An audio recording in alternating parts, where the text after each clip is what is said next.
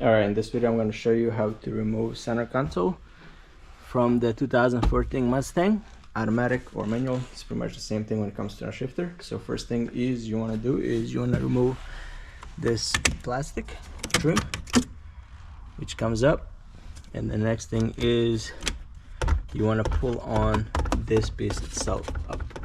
So this piece should come right up, and then you're gonna have to put a car in neutral.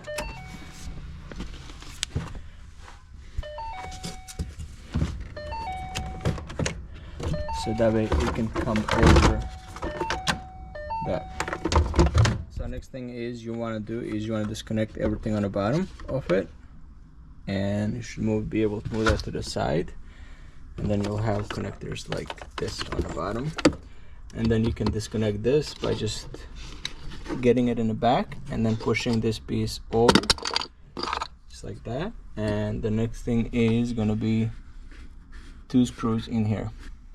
So once you get those 2 screws in here, there are 2 7mm right here, so get those off too as well.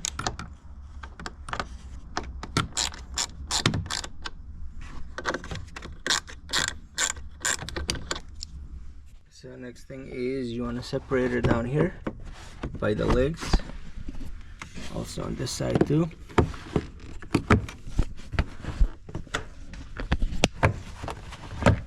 Like that. And is you want to pull the e-brake up and slide the whole thing back.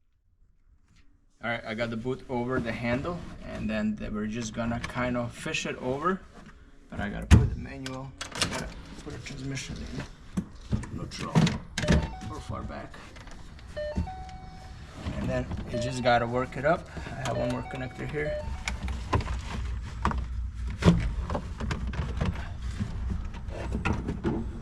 Alright, just like that.